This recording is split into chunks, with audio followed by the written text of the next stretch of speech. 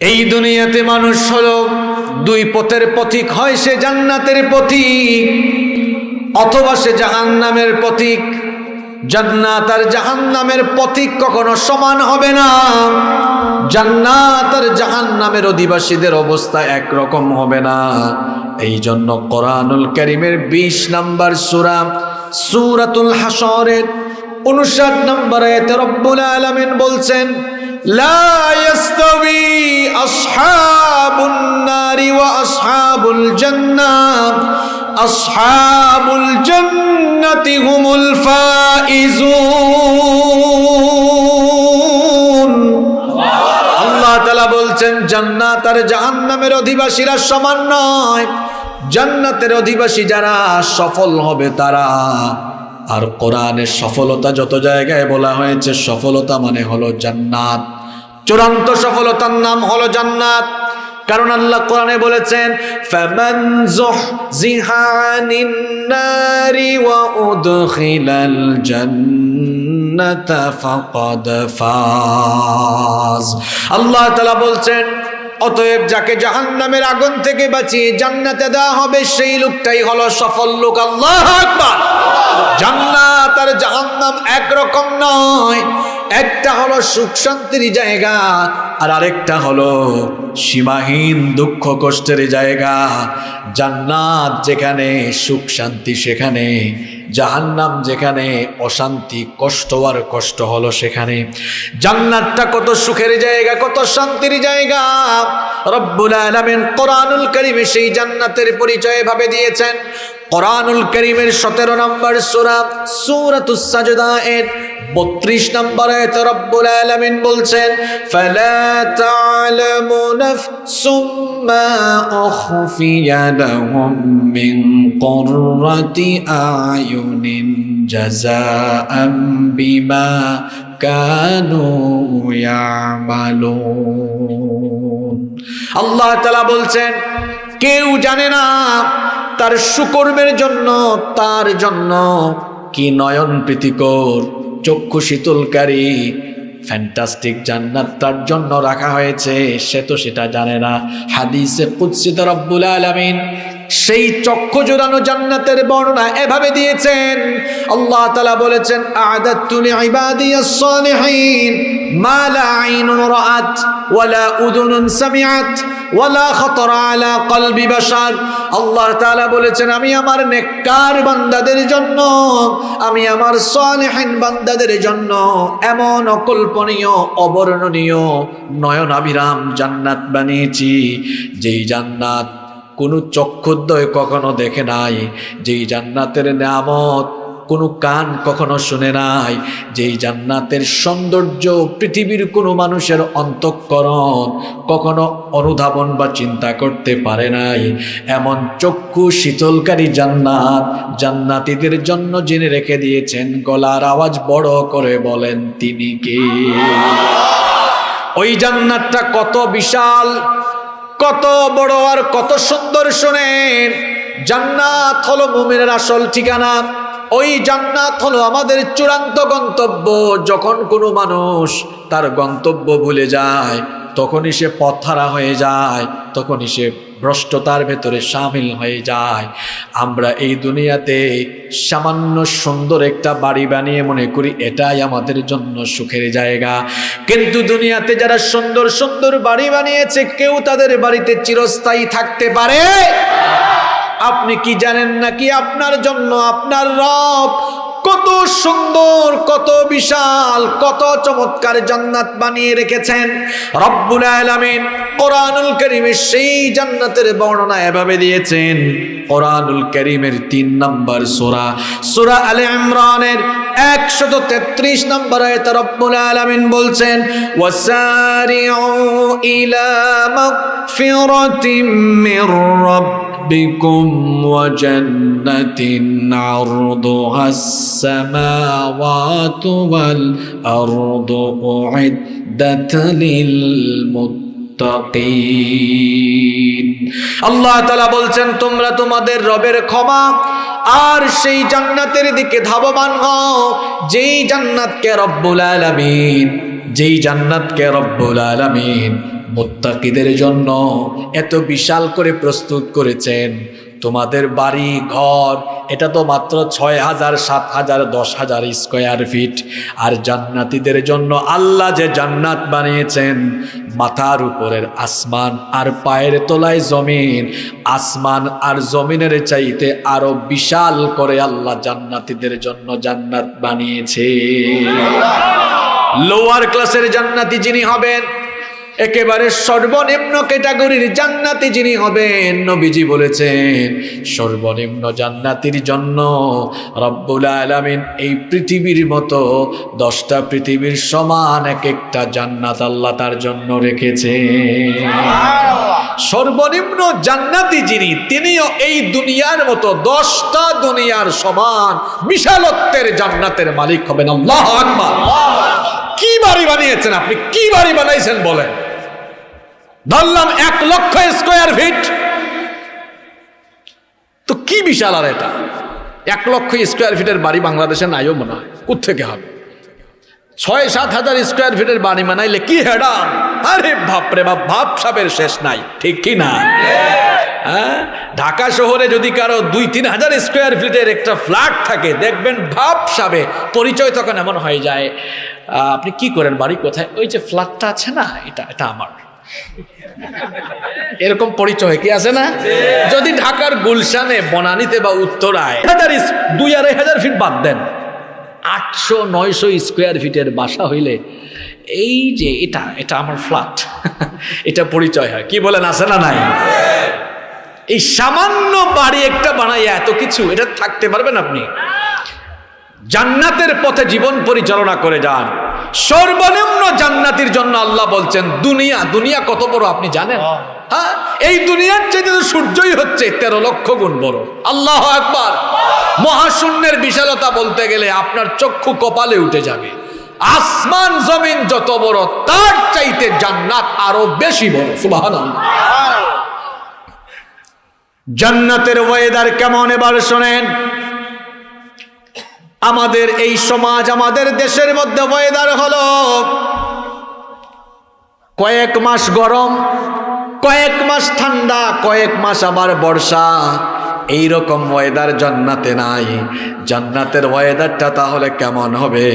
আল্লাহ বলছেন লা ইয়ারাউনা ফিহা শামসান ওয়ালা জামহারিরা। আল্লাহু আকবার। ঠান্ডাও নাই, গরমও নাই, শীতও নাই, গরমও নাই, এক ধরনের নাতিশীতোষ্ণ চমৎকার আরামদায়ক আবহাওয়া জান্নাতের মধ্যে বিরাজমান থাকবে। বিল্ডিং গুলো কেমন হবে? জান্নাতের প্রাসাদগুলো কেমন হবে? আপনাদের কুমিল্লার যে বিল্ডিং গুলো আছে এইরকম নাকি? ঢাকায় যে উঁচু উঁচু টাওয়ার গুলো দেখেন সেরকম নাকি? তাহলে আমাদের বঙ্গভবন আর গণভবনের মতো নাকি? দেশের বাইরে গেলে দেখবেন, দুবাইয়ে গেলে দেখবেন কত সুন্দর সুন্দর বিল্ডিং আর টাওয়ার। দুবাইয়ে গেলে দেখবেন কি সুন্দর বিল্ডিং, কি সুন্দর টাওয়ার। সুইজারল্যান্ড, ইংল্যান্ড, আমেরিকার প্রাসাদগুলোর মতো, অট্টালিকাগুলোর মতো। জান্নাতের প্রাসাদ আর অট্টালিকা নয়, জান্নাতের বিল্ডিংগুলোর ডিজাইন তাহলে কেমন হবে, স্ট্রাকচার তাহলে কেমন হবে শুনুন। এবার মুসনাদে আহমদ থেকে হাদিস শোনাচ্ছি। হাদিস বর্ণনাকারী সাহাবীর নাম হচ্ছে আবু হুরায়রা রাদিয়াল্লাহু আনহু। তিনি বলছেন, আমরা একবার নবীজিকে জিজ্ঞেস করলাম, ইয়া রাসূলুল্লাহ, সবাই আমার সঙ্গে মহব্বতে বলেন সাল্লাল্লাহু আলাইহি ওয়াসাল্লাম, হাদিসনা আনিল জান্নাতি মা বিনাউহা। আমরা নবীজিকে জিজ্ঞেস করলাম, ওগো আল্লাহর নবী, জান্নাত সম্পর্কে আমাদেরকে বলেন, কিভাবে রব্বুল আলামিন জান্নাতটাকে বানিয়েছেন। নবীজি তখন বললেন, লিবনাতুম মিন যাহাবিন ওয়া লিবনাতুম মিন ফিদ্দা ওয়া মিলাতুহাল মিসকুল আযফার ওয়া হাসবাউহাল লু'লুউ ওয়াল ইয়াকুত ওয়া তুরবাতুহাজ জাফরান। নবীজি তখন বললেন, জান্নাতকে আল্লাহ এমন সুন্দর করে বানিয়েছেন, জান্নাতের প্রাসাদগুলো, বিল্ডিংগুলো বানানোর জন্য দুনিয়াতে যে ইটের ভাটার ইট, এই ইটের ভাটার ইটগুলো দিয়ে প্রাসাদ নির্মাণ করা হয় নাই। নবীজি বলেছেন জান্নাতের প্রাসাদে স্বর্ণ আর রৌপ্যের ইটের গাঁথনি দিয়ে বিল্ডিংগুলোতে গাঁথনি দেওয়া হয়েছে। আল্লাহু আকবার। দুনিয়ার যে বালু আর সিমেন্ট, এই পচা বালু আর সিমেন্ট নয়। নবীজি বলেছেন বালু আর সিমেন্ট হলো মিশকের সুগন্ধিযুক্ত। আল্লাহু আকবার। পাথর হলো ইয়াকুতার মতিরি পাথর। আর জান্নাতের যে ফ্লোর আছে, ইতালিয়ান আর ইন্দোনেশিয়ান টাইলস করা নয়, জান্নাতের ফ্লোর গুলো, মেঝেগুলো জাফরান দিয়ে প্রস্তুত করা হয়েছে। জান্নাতের বিল্ডিং এর সাথে কোন দেশের কোন বিল্ডিং এর বলেন চুল পরিমাণ মিল আছে? কোন ধুকায় পড়ে আছেন হারাম খাইয়া খাইয়া হারাম বডি বানাননি আপনি? নামাজ আজান হইলে নামাজের খবর নাই। দুনিয়াতে 2, 4, 5 বছর, 20, 30 বছর, 40 বছর থাকবেন, হারাম খাইয়া খাইয়া একেবারে হারাম বডি বানাইয়া হারাম খুর হয়ে গেছেন আপনি। অথচ আপনার চূড়ান্ত ঠিকানা জান্নাতের বাসস্থানের খবরও আপনার নাই, ভুলে গেছেন আপনি। এরকম প্রাসাদ জান্নাতীদের জন্য। কথাগুলো হাসিবুর রহমান বলেছে না আল্লাহর কথা? আল্লাহ। কি চমৎকার জান্নাত শোনেন। জান্নাত এর স্ট্রাকচার যদি এত সুন্দর হয়, ভেতরটাও তো আরো সুন্দর। এর ভেতরের ফার্নিচার আর আসবাবপত্রগুলো কেমন? আপনাদের বাড়ির সোফা সেট যেমন, জান্নাতের প্রাসাদগুলোর ভেতরের সোফা সেটগুলোও তেমন। আরো জুড়ে বলেন। আল্লাহ তাআলা সূরা ইয়াসিনের ৭৬ নম্বর আয়াত থেকে বলছেন মুত্তাকিইনা আলা রাফরাফিন খুদরিন ওয়া আবাকারিন হিসান ফাবিআইয়ি আলাই রাব্বিকুমা তুকাযযিবান। আল্লাহ বলছেন জান্নাতীরা সবুজ সবুজ গালিচার উপরে হেলান দিয়ে জান্নাতকে উপভোগ করবে। আল্লাহ তাআলা বলছেন এর ভেতরে ফিহা আইনুন জারিয়া, ঝর্ণা ধারা বহমান থাকবে। ঝর্ণার কলকল ধ্বনি যারা শুনেছেন তারা সেই চমৎকার পরিবেশকে উপভোগ করেছেন। আমার বাড়ি তো সিলেটে, বহু ঝর্ণায় আমি বহুবার গিয়েছি। ঝর্ণায় গেলেই দেখবেন মনটা ভালো হয়ে যায়, কারণ ঝর্ণাকে এত সুন্দর করে যিনি বানিয়েছেন তিনি কি? ঝর্ণা ঝর্ণা ঝর্ণা রে, বলনা বলনা বলনা রে, কার বিরহে পাগল করা তুই। কার মিলনে ফুল ফসলে ভরা রে তোর দুকুল ভুই। কার মিলনে ফুল ফসলে ভরা রে তোর দুকুল ভুই। ঝর্ণা ঝর্ণা ঝর্ণা রে, বলনা বলনা বলনা রে, কার বিরহে পাগল পারা তুই। আল্লাহু আকবার বলেন। এই রকম করে জান্নাত খুব চমৎকার করে আল্লাহ বানিয়েছেন, যেখানে শান্তি আর শান্তি, সুখ আর সুখ। তার বিপরীতে জাহান্নাম। এই জাহান্নামটা কেমন? জাহান্নামটাকে আল্লাহ কত কষ্টদায়ক, কত যন্ত্রণাদায়ক করে বানিয়েছেন। এবার আল্লাহর কোরআন থেকে সেটা আপনারা শুনেন। কোরআনুল কারীমের ৭৮ নম্বর সূরা, সূরাতুন নাবায়ের ২১ নম্বর আয়াত থেকে রব্বুল আলামিন বলছেন ইন্না জাহান্নামা কানাত মিরসাদা للطاغين مآبا لابثين فيها أحقابا। আল্লাহ বলছেন ইন্না জাহান্নামা কানাত মিরসাদা, নিশ্চয়ই জাহান্নাম একটা ভয়ঙ্কর ফাঁদ, এটা ওত পেতে বসে আছে। আর জাহান্নামের এই ওতের শিকার করা হবে। জাহান্নাম কাদেরকে গ্রাস করবে? আল্লাহ পরের আয়াতে বলছেন লিত্তাগিনা মাআবা, এটা সীমা লঙ্ঘনকারীদের, এটা বিদ্রোহীদের আবাসস্থল। সীমা লঙ্ঘনকারী, সীমা লঙ্ঘন কথাটা বুঝেন। মনে করেন এখানে প্যান্ডেল বানায়া এখানে একটা বাঁশ দিছে, বাঁশ দিয়ে বলতেছে শ্রোতারা এর বাহিরে আসবেন না, এটা হলো সীমা। এটা কমিটি বা কর্তৃপক্ষ একটা সীমানা নির্ধারণ করে দিলেন। আমাদেরকে দুনিয়াতে পাঠানোর পরে আল্লাহ তাআলা হালাল হারামের সীমারেখা ঠিক করে দিয়েছেন। আল্লাহ বলেছেন এগুলো করো, এগুলো করো না। আল্লাহর দেওয়া এই সীমারেখাকে লঙ্ঘন করবে যারা, জাহান্নামী হবে আল্লাহর দেওয়া সীমারেখাগুলো কি? 1 নাম্বার, সমস্ত আবশ্যকীয় ইবাদত এগুলো করতে হবে। 2 নাম্বার হলো ইবাদতের পাশাপাশি নিজের মুআমালাত, মুআশারাত, নিজের অর্থনৈতিক লেনদেন, চলন বলন সব চলবে কার হুকুম মতো? আল্লাহ। আপনি সুদ খান, সুদ খাওয়া এটা আল্লাহর দেখানো পথ না শয়তানি পথ? শয়তানি পথ। আপনি ঘুষ খান, এটা আল্লাহর দেখানো পথ না শয়তানি পথ? আপনি দুর্নীতি করেন, জনগণের সম্পদ মাইরা দিয়া নিজের সম্পদ বানান, এটা আল্লাহর দেখানো পথ না শয়তানি পথ? তো আল্লাহর দেওয়া পথে না চলে শয়তানি পথে চলে, আল্লাহর সীমাগুলোকে লঙ্ঘন করবে যারা, জাহান্নামী হলো তারা। আর জাহান্নামীগুলোর জন্য আল্লাহ জাহান্নামকে কতটা যন্ত্রণাদায়ক করে বানিয়েছেন এবার শুনেন।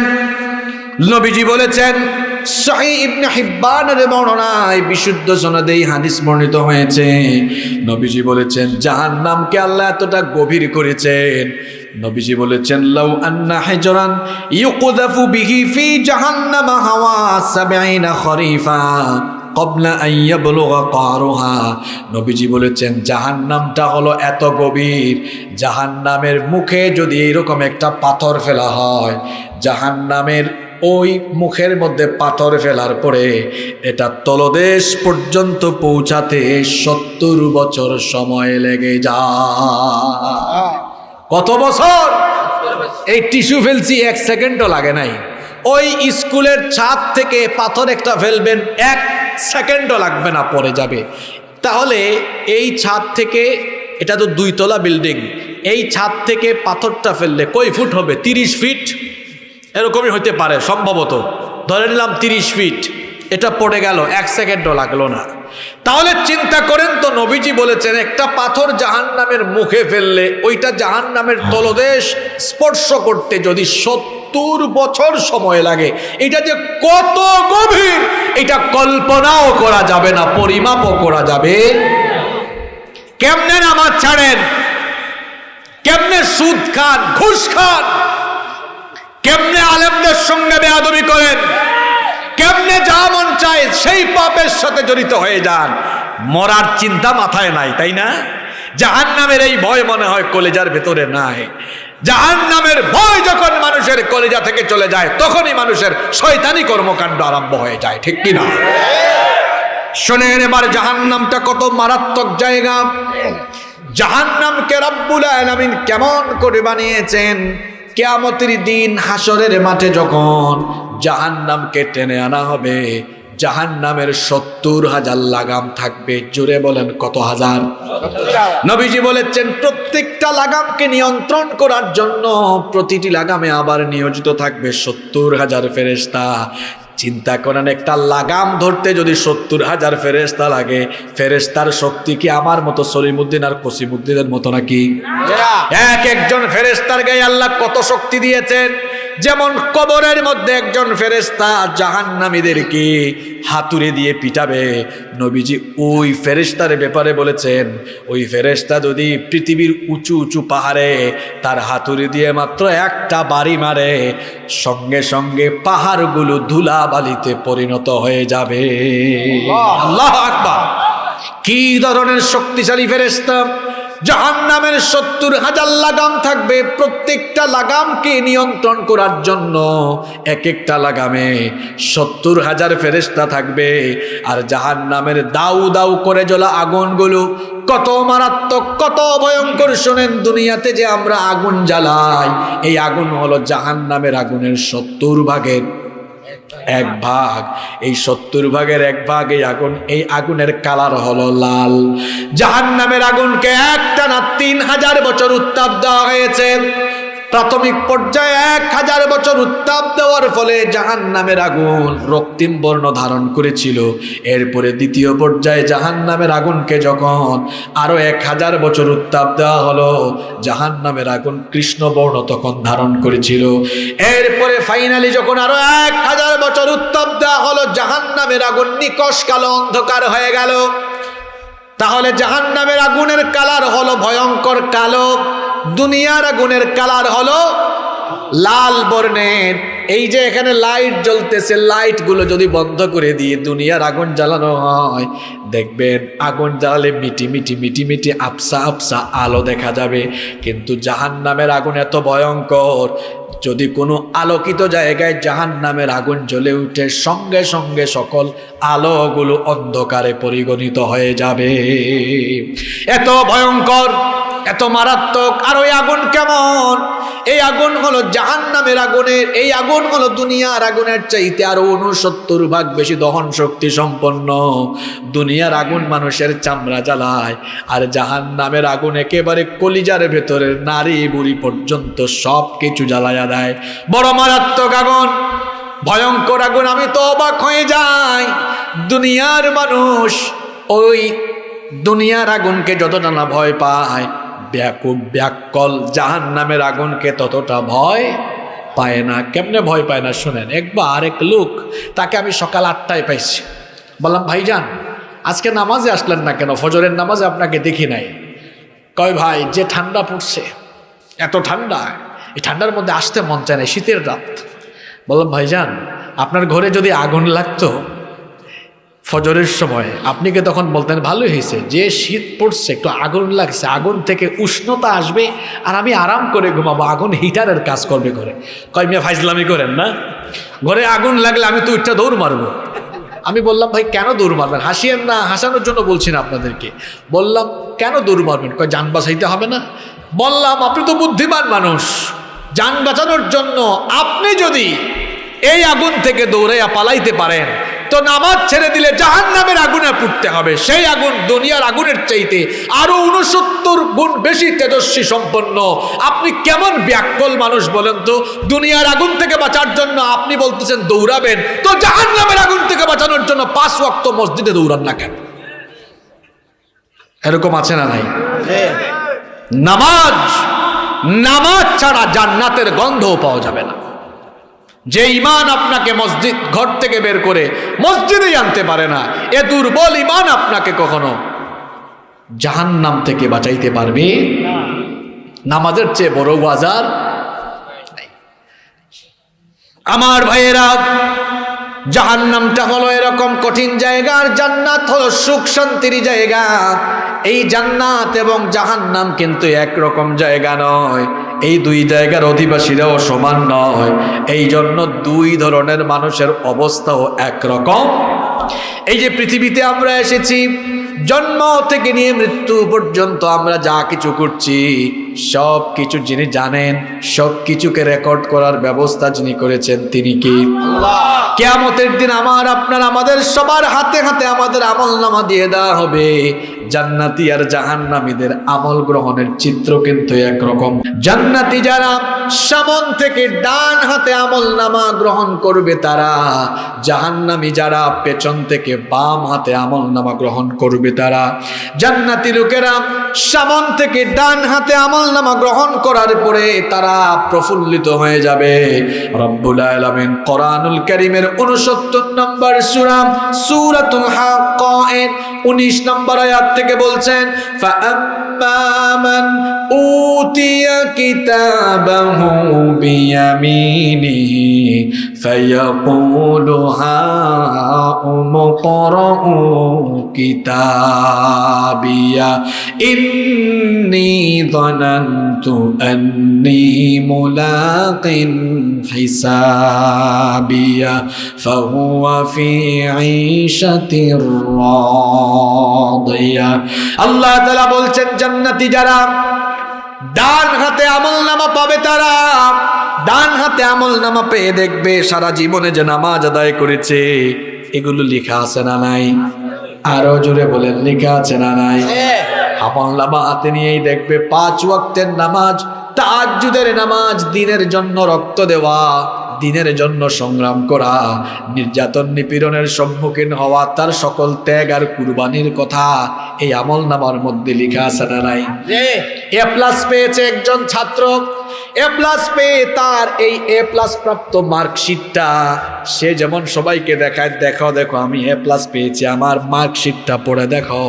জান্নাতি লোকেরা তাদের আমলের খাতা হাতে পেয়ে খুশি হয়ে বলবে, হা উমুকরা উ কিতাবিয়া, হাসরের মাঠে বলবে, দেখো দেখো তোমরা দেখো আমার হাতের আমলনামা দেখো। ইন্নী যানানতু আন্নী মুলাকিন হিসাবিয়া, আমি মনে করতাম দুনিয়াতে থাকার সময় আমি ভাবতাম একদিন আমার হিসাব নেওয়া হবে, বিচার করা হবে। এই জন্য দুনিয়ার জীবন আমি গাফলতি আর শয়তানি পথে তাগুতি পথে কাটাই নাই, আল্লাহর গোলামি করে নবীজির তরিকায় জীবন কাটিয়েছি। দেখো দেখো দেখো আমলনামাটা পড়ে দেখো, আমার সকল সুকর্ম এখানে লেখা। আল্লাহ বলবেন, বান্দারে তুই আনন্দ কর, ফুর্তি কর, কারণ আমি আজ তোর জন্য আমার ওয়াদা মোতাবেক আমার জান্নাত রেখেছি। আরো আসতে বলেন সুবহানাল্লাহ। পক্ষান্তরে জাহান্নামীরা যখন আমলের খাতা হাতে পাবে অবস্থা কি হবে? ফেল করছে এক ছাত্র, 00 পেয়েছে সকল সাবজেক্টে। বলেন তো সে তার আমলনামা কি মানুষকে দেখাতে চাইবে নাকি? জাহান্নামীরা আমলনামা কিভাবে পাবে? পাওয়ার পরে তাদের অবস্থা কেমন হবে? রব্বুল আলামিন পরের আয়াতগুলোতে বলেছেন, ওয়া আম্মা মান উতিয়া কিতাবাহু বিশিমালিহি ফায়াকুলু ইয়া লাইতানি লাম উতা কিতাবিয়া ওয়ালাম আদরি মা হিসাবিয়া ইয়া লাইতাহা কানাতিল কাদিয়া মা আগনা আন্নি মালিয়া হালাকা আন্নি সুলতানিয়া। আল্লাহ বলছেন জাহান্নামী যারা পেছন থেকে বাম হাতে আমলনামা পাবে, তারা পেছন থেকে বাম হাতে আমলনামা পেয়ে তারা বলবে, ইয়া লাইতানি, দুর্ভোগ আফসুস আমান লাম উতা কিতাবিয়া, আমার হাতে যদি আমার এই আমলনামা না দেওয়া হতো আমার জন্য কতই না ভালো হতো।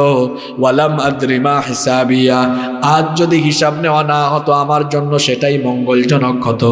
কারণ সে তার আমলনামা হাতে নিয়ে দেখবে চুরি করেছে চুরি লেখা, ডাকাতি করেছে সেগুলাও লেখা, দুর্নীতি করেছে সেটা লেখা, সুদ খাইছে ঘুষ খাইছে, মানুষের জায়গা জমি দখল করেছে, অন্যায় করেছে, অপকর্ম করেছে, আলেমদেরকে নির্যাতন করেছে, ইসলাম ওয়ালা লোকদেরকে পিটিয়েছে, সারা জীবন ইসলামের বিরোধিতা করেছে, যত চুরি চামারি করেছে সব কিছু লেখা আছে না নাই?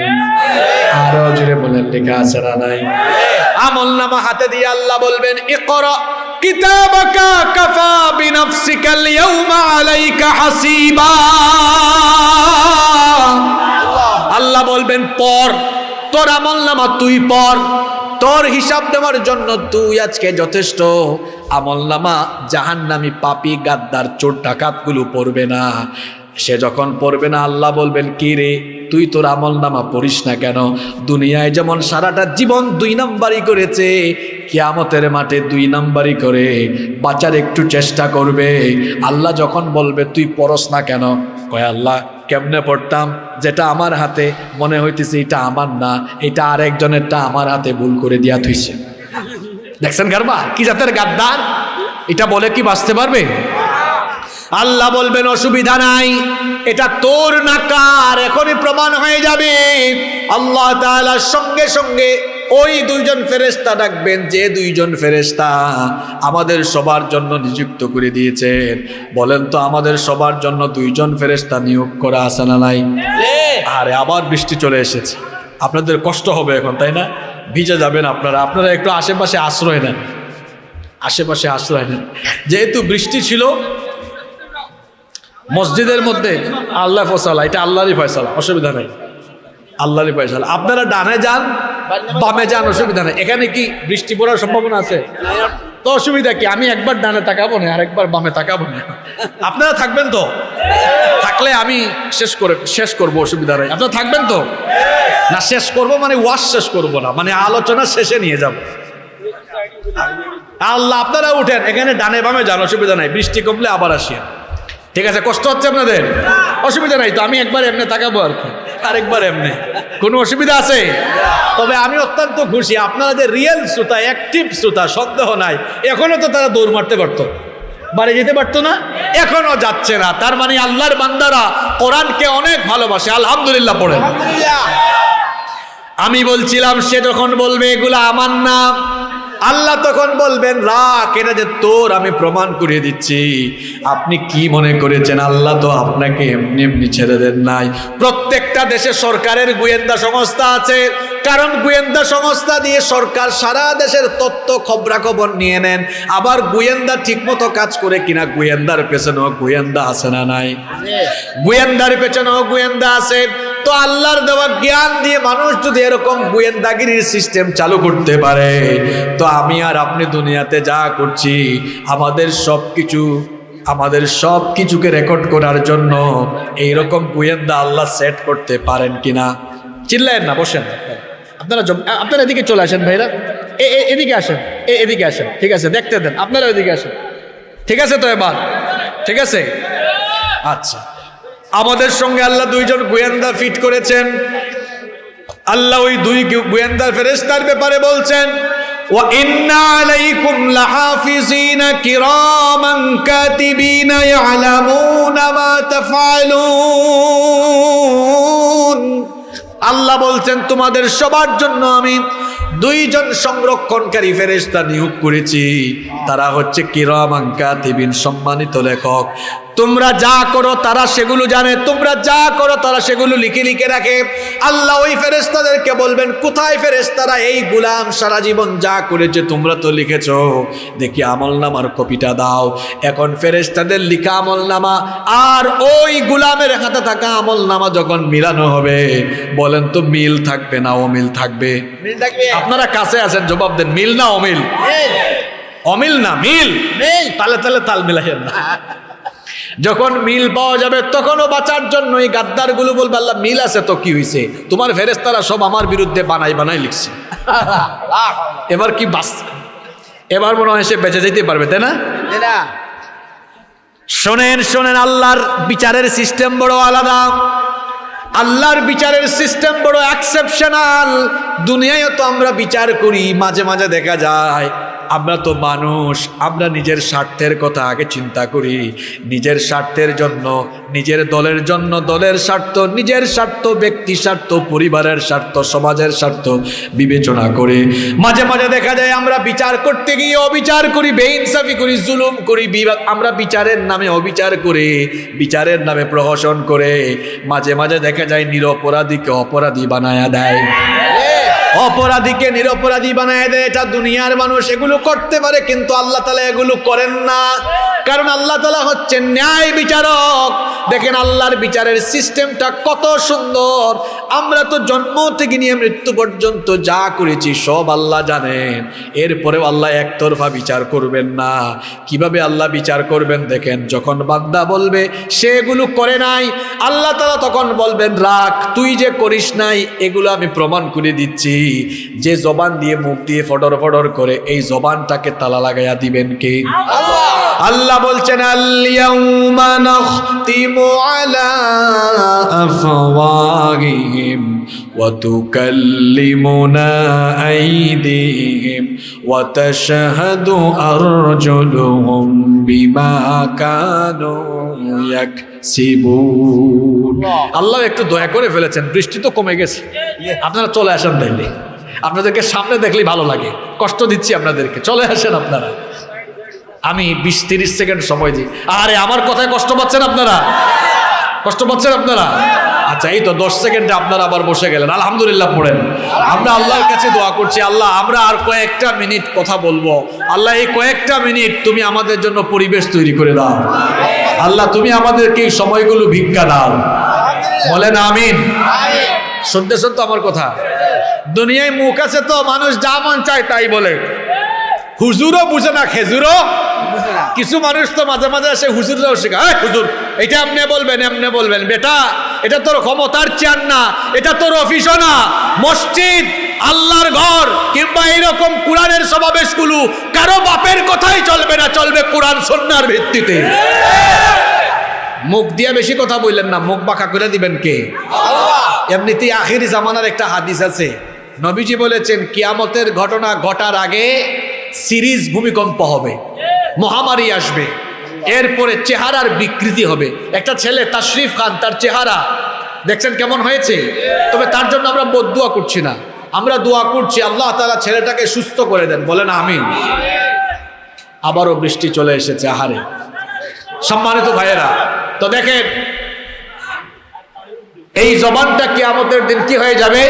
বন্ধ হয়ে যাবে। আল্লাহ বলছেন এরপরে তার হাত কথা বলবে, তার পা কথা বলবে। এই হাত দিয়ে কি করেছেন? ভালো কাজ করলে হাত বলবে আল্লাহ তোমার বান্দা এই হাত দিয়ে কোরআন স্পর্শ করেছে, তোমার বান্দা এই হাত দিয়ে ইসলামের পক্ষে লেখালেখি করেছে, তোমার বান্দা এই হাত দিয়ে দান করেছে, তোমার বান্দা এই হাত দিয়ে মাহফিলের কাজ করেছে, তোমার বান্দা এই হাত দিয়ে মানুষের খেদমত করেছে, তোমার বান্দা এই হাত দিয়ে এই এই এই এই ভালো কাজ করেছে। ভালো করলে তো ভালো, হাত আপনার পক্ষে। আর যদি এই হাত দিয়া, হাত একটা আছে আর এই হাতের মধ্যে একটু ক্ষমতা আসলে এরপরে আপনি মানুষের উপর জুলুম করেন, জায়গা জমি দখল করেন, দুর্নীতি করেন, লুটপাট করেন, রাহাজারি করেন, আর এই হাত দিয়ে যদি আলেমদের হাতে হাত করে আর পায়ে ডান্ডা বিলি লাগান, তো হাত আপনার বিপক্ষে সাক্ষ্য দিয়ে জাহান্নামের সুপারিশ করে। কথাগুলো কার? কথাগুলো কার? শোনেন শোনেন, সব কথাগুলো কার? আপনি হুঁশিয়ার করবেন কেন আর আমি হুঁশিয়ার করবো কেন? আল্লাহর সাইজের যে নমুনা আল্লাহ কোরআনে বলেছেন। আমি ওই দিন কোন জায়গায় সূরা বুরুজের তাফসীর করতে গিয়ে শেষে এমন কথা বলেছিলাম, হাজার হাজার মানুষ চুপ হয়ে গেছে একদম। ওই যে সূরা বুরুজের তাফসীর আলেমরা তো জানেনি, আল্লাহ খুব সুন্দর গর্তওয়ালাদের কাহিনী বর্ণনা করে শেষে গিয়ে যে থ্রেট, আল্লাহর থ্রেটের নমুনা, ইন্না বাতাশা রাব্বিকা লাশাদীদ।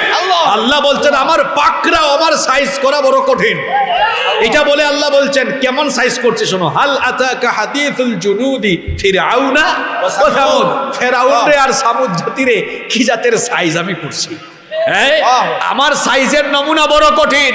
আল্লাহ ওই সূরায় গর্তওয়ালাদের কাহিনী বর্ণনা করে বলেছেন, গর্তওয়ালাদেরকে গর্তের ভিতরে ঢুকায়া আগুন জ্বালায়া পুড়াইয়া মেরেছো যারা, গর্তওয়ালারা তোমাদের বিরুদ্ধে অ্যাকশন নিতে পারে নাই, কিন্তু গর্তওয়ালারা যে রবের উপরে ঈমান এনেছে, আমি আল্লাহর সাইজ করার নমুনা বড় ভয়ঙ্কর, বড় কঠিন। আমি যখন ধরি তখন একেবারে ধ্বংসের অতল গহ্বরে ঢুকাইয়া দেই। এজন্য ঈমানের পথে যারা চলবে তাদের জন্য কোনো হতাশা। আপনি আল্লাহর সাইজের নমুনা বুঝতে চান তো বুঝেন, তুরস্কে ৬,০০০, মানে এটা তো জাস্ট একটা এক্সাম্পল দিচ্ছে। এই যে আমরা এত আনন্দ ফুর্তি করি, রাতের বেলা ঘুমাবেন, তুরস্কের মতো কাহিনী কি হইতে পারে না? কথা বলেন না কেন?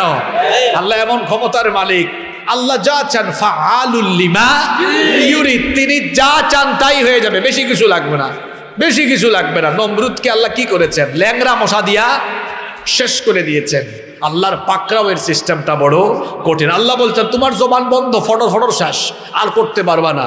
তোমার হাত কথা বলবে, এই পা দিয়ে কোথায় কোথায় গিয়ে কি করেছেন, পা কথা বলবে। সূরা জিলজালে আল্লাহ বলেছেন ইয়াউমা ইদিন তুহাদ্দিসু আখবারাহা, যে মাটিতে আপনারা বসে আছেন এই জমিনের জবান আল্লাহ কিয়ামতে খুলে দিবেন। জমিন এখন নীরব, কথা বলে না, জবান নাই। কিয়ামতে হবে উল্টা, আমাদের জবান বন্ধ, জমিনের জবান খুলে দিবেন কে? আল্লাহ।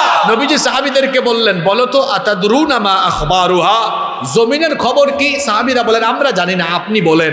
নবীজি বললেন ফা ইন্না আখবারুহা আন তাশহাদা আলা আবদিন ওয়া আমাতিন আলা যহরিহা বিমা আমিলা আলা যহরিহা তাকুলু কাযা ওয়া কাযা। বুখারীর হাদিস। নবীজি বললেন শোনো সাহাবীরা, জমিনের খবর হলো এই জমিনের উপরে মওতের আগ পর্যন্ত মানুষ যা করেছে জমিন তার নীরব সাক্ষী হয়ে আছে। কিয়ামতের দিন জমিন তার সব সুকর্ম কুকর্ম ফাঁস করে দিবে কার কাছে? জমিনের উপর বেশি নাচানাচি করেন না, থিরিং বিরিং বন্ধ করে দিবেন কে? কথা বলেন কে? সব ক্ষমতার মালিক যিনি তিনি কে? এগুলো হলো আল্লাহর বিচারের নিয়ম। হাত পা কথা বলবে, এমনকি কান চোখ। আল্লাহ বলেছেন শাহিদা আলাইহিম সামউহুম ওয়া আবসারুহুম ওয়া জুলুদুহুম বিমা কানু ইয়ামালুন। চোখ কান অঙ্গ প্রত্যঙ্গ এগুলো মানুষের ব্যাপারে সাক্ষ্য দিবে কে কি করেছে। এইভাবে করে জাহান্নামীদের কাছ থেকে হিসাব নেওয়া হবে।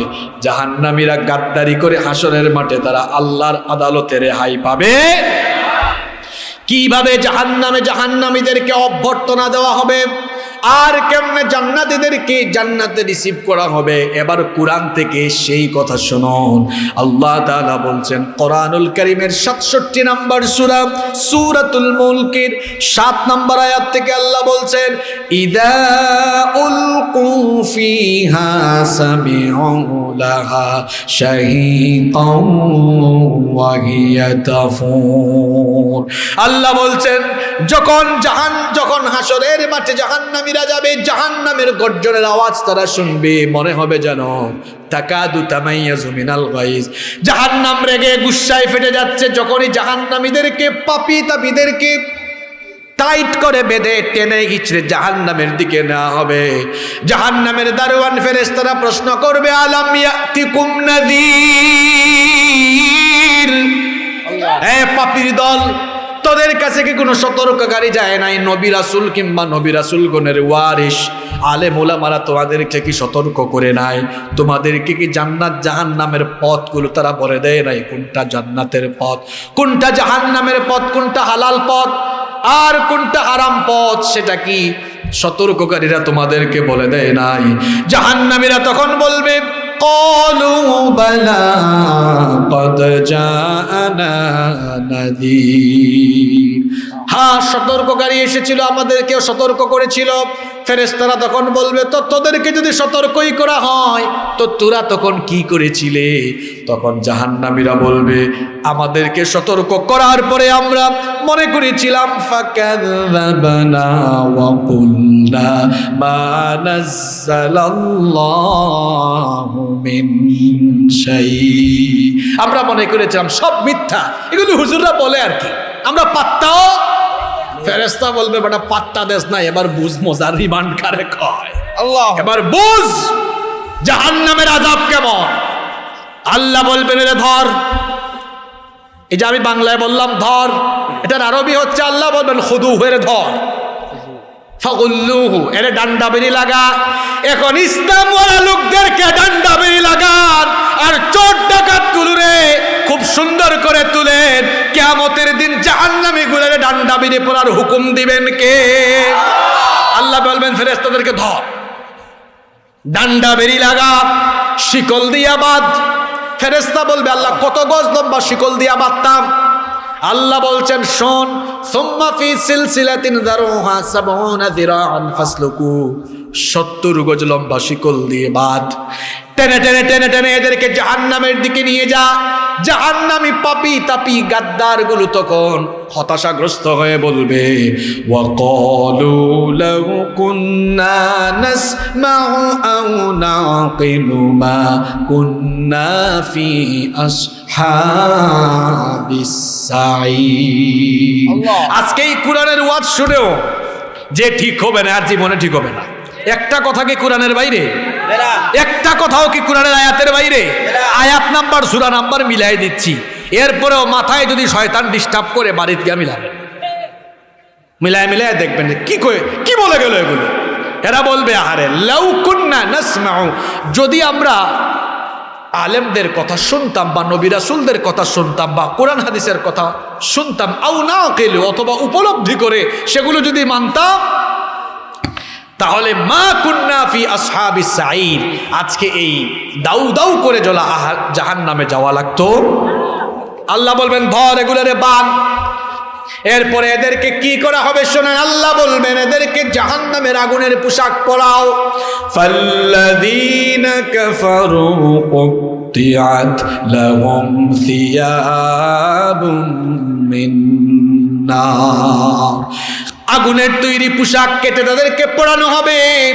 আগুনের তৈরি পোশাক যখন জাহান্নামীদেরকে পরানো হবে, তাদের শরীরটা তখন জ্বলে পুড়ে ছারখার হয়ে যাবে। শুধু তাই নয়, এত কঠিন আযাব তাদেরকে দেওয়া হবে।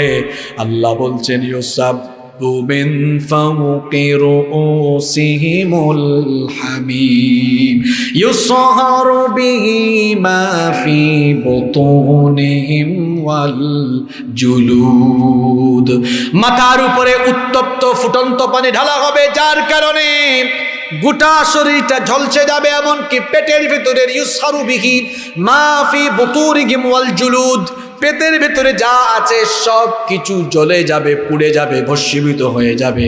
শুধু তাই নয়, আল্লাহ বলছেন ওয়ালাহুম মাকামিউ মিন হাদীদ, লোহার তৈরি মুগুর থাকবে, লোহার তৈরি মুগুর দিয়ে ফেরেশতারা পিটাবে। কবর থেকেই তো এমন আযাব আরম্ভ হবে, এমন ফেরেশতা, এই ফেরেশতাগুলো কানে শুনে না, চোখে কথা বলতে। এখন তো মজা লাগে মানুষকে পিটাইতে, এখন তো পিটাইয়া দেখেন উহ করে না আহ করে, অবস্থা কেমন হয়। আর জালিমগুলোর জন্য আল্লাহ এমন রিমান্ডের ফেরেশতা রেখেছেন, কি নির্দয়, কি নির্মম, কি নিষ্ঠুর। মারবে, আহ বলে না উহ বলে সেটা শুনবে না, কারণ কানে তো। মারার পরে অবস্থা কি হইলে এটাও দেখে না, কারণ চোখে কথাও বলবে না। কথা ছাড়া মাইর, কথা ছাড়া মায়ের আওয়াজও শুনবে না। অবস্থা কি হইল দেখলো। কি নির্দয়, কি নির্মম, কি নিষ্ঠুর ফেরেশতা দিয়ে আল্লাহ পিটাবেন। নাউযুবিল্লাহ বলেন। এই রকম শাস্তি চলতে থাকবে, এই রকম শাস্তি পেতে পেতে, আযাব পেতে পেতে জাহান্নামের আগুনে পুড়তে পুড়তে পুড়তে পুড়তে পুড়তে পুড়তে জাহান্নামে গুলো হতাশাগ্রস্ত হয়ে যাবে। তারা বলবে মাবুদ গো, এই জাহান্নাম থেকে বের করে জান্নাতে না দিলেও হবে, কিন্তু একটু আগুন থেকে বের করো। আল্লাহ বলবেন কুল্লামা আরাদু আইয়াখরিজু মিনহা মিন গাম্মিন উঈদু ফিহা ওয়াযুকু আযাবাল হারিক। একটা কথাও তো আল্লাহ কোরআনে গোপন রাখেন না। জাহান্নামের ব্যাপারে তো শত শত আয়াত আছে, ওয়াজ শেষ করতে 3-4 দিন লাগবে। কি বলেছেন আল্লাহ দেখেন। আল্লাহ বলেছেন যখনই এরা বের হতে চাইবে, আল্লাহ বলবেন আবার ফালায় দেখে, আরো আযাবের মজা বুঝা। নাউযুবিল্লাহ, নাউযুবিল্লাহ।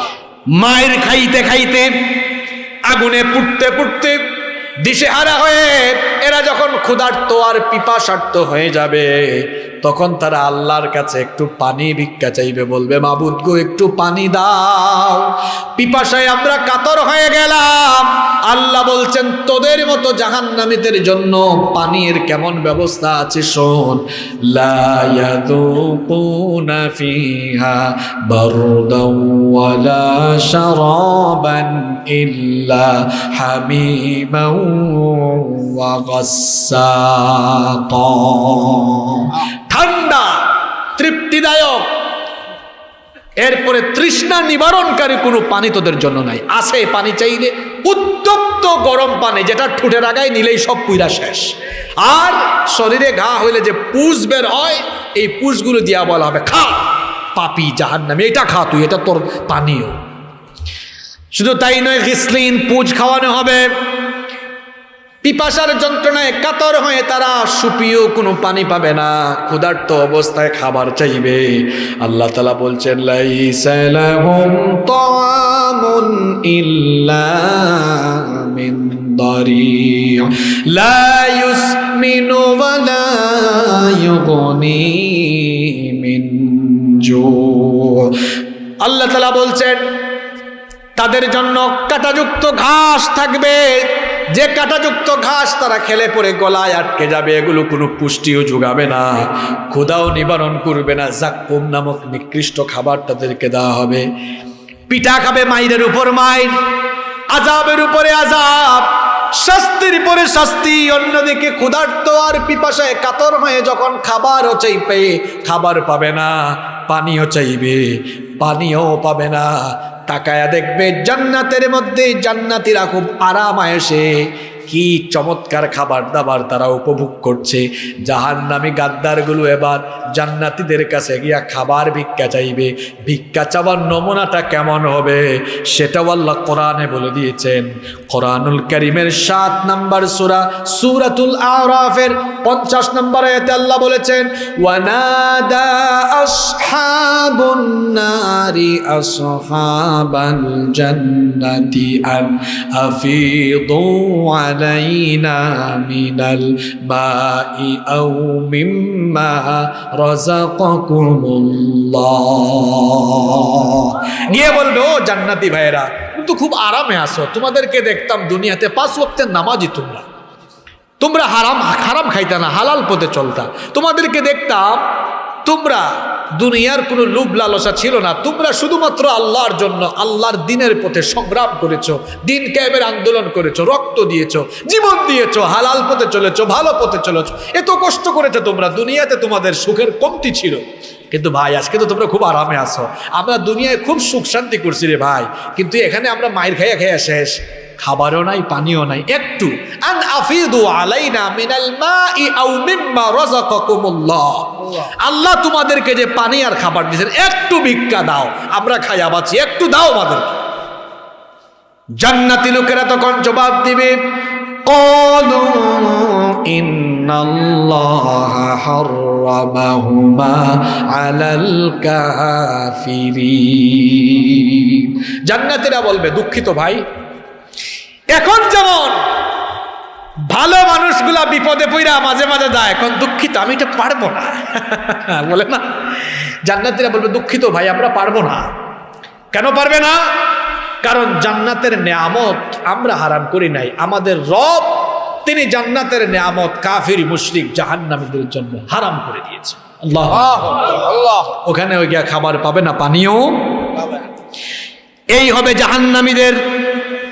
জাহান্নামীদের পরিস্থিতি। অন্যদিকে ইমানদাররা, নামাজিরা, ভালো মানুষরা, দিনদার নেককার মানুষরা, এরা যখন হাসরের মাঠে যাবে, হিসাব শেষে, বিচার শেষে আল্লাহ যখন জান্নাত দিবেন, তারা যখন জান্নাতের দিকে যাবে, জান্নাতে যাওয়ার 40 বছরের দূরত্ব থেকে তারা জান্নাতের সুগন্ধি তাদের নাকের মধ্যে পেতে থাকবে। জান্নাতে তাদেরকে কেমনে ওয়েলকাম করা হবে? কুরআনুল কারীমের 39 নম্বর সূরা, সূরাতুজ জুমারের 73 নম্বর আয়াত থেকে আল্লাহ বলছেন, ওয়াসিকাল্লাযীনা তাকাউ রাব্বাহুম ইলাল জান্নাতি যুমারা হাত্তা ইযা জাউহা ওয়া ফুতিহাত আবওয়াবুহা وقال لهم خزنتها سلام عليكم طبتم فادخلوها خالدين। আল্লাহু আকবার। যারা দুনিয়াতে আল্লাহকে ভয় করে, রবকে ভয় করে, রবের হুকুম মতো গোটা জীবন কাটিয়ে দিয়েছে, সেই সকল লোকদেরকে দলে দলে দলে দলে যখন জান্নাতের দিকে নেওয়া হবে, দেখেন আল্লাহ বলেছেন, ফুতিহাত আবওয়াবুহা, অটোমেটিক তারা সেখানে যাওয়ার পরে সেটা খুলে যাবে। আপনারা ঢাকায় গেলে বা কুমিল্লায় গেলে দেখবেন কিছু কিছু অফিসে অথবা কিছু কিছু শপিং মলে সেন্সর গ্লাস আছে, দেখবেন কোনো রিমোটও নাই, কিছুও নাই, সামনে যাবেন সেন্সর গ্লাসটা, আপনারা দেখছেন কিনা? এটা সেন্সর, আপনি যাবেন। আচ্ছা, এয়ারপোর্টে দেখবেন, আমাদের বাংলাদেশে ঢাকায় আছে কিনা না, ঢাকায় তো এখন, আমি তো ঢাকা এয়ারপোর্টে বহুবারই ঢুকলাম, আমি তো দেখি না, দেখলেও মনে না। যাই হোক, বিদেশে গেলে, সামান্য কলকাতায় গেলেও দেখবেন, দুবাই অন্যান্য দেশে তো আছে, আমরা দেখেছি, দেখবেন ওই যে পানির যে ট্যাপ আছে, আমরা আল্লাহ আমাদেরকে বানিয়েছে, আল্লাহ তাদের কাতারে আমাদেরকে শামিল করে দিও। আমিনও কইতে পারলেন না? আপনারা কি এদের কাতারে শামিল হইতে চান না? জোরে বলেন আমিন। এবার শুনেন, জাহান্নামের মেহমানদারিতে একটু আগে শুনছেন, মায়ের উপর জ্বালাও পুরাও, মায়ের উপর মায়ের, খাবারও নাই, পানিও নাই, খাবার চাইলে দিবে পুজ আর গরম পানি, জাক্কুম, পুজ খাবে, কাঁটাযুক্ত ঘাস খাবে।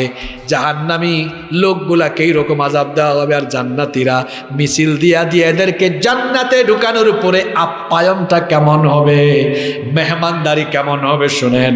নবীজি বলেছেন, জান্নাতীরা জান্নাতে ঢুকার পরে সর্বপ্রথম জান্নাতীদের সামনে মাছের কলিজা ভুনা করে পরিবেশন করা হবে। মাছের কলিজা ভুনা খাইতে চান তো আপনারা? জান্নাতীরা জান্নাতে ঢুকবে, কি নাই সেখানে? সব আছে, সব আছে। দুনিয়ায় আপনারা যা খান তা আছে, যা আপনারা জীবনে কোনোদিন খান নাই, দেখেনও নাই, নামও শোনেন নাই, সেগুলোও জান্নাতে আছে না নাই? আছে।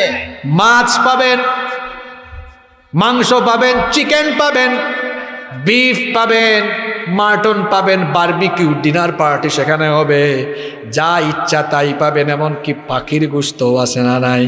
ওয়ালা মিন তাইরিম মিম্মা ইয়াশতাহুন।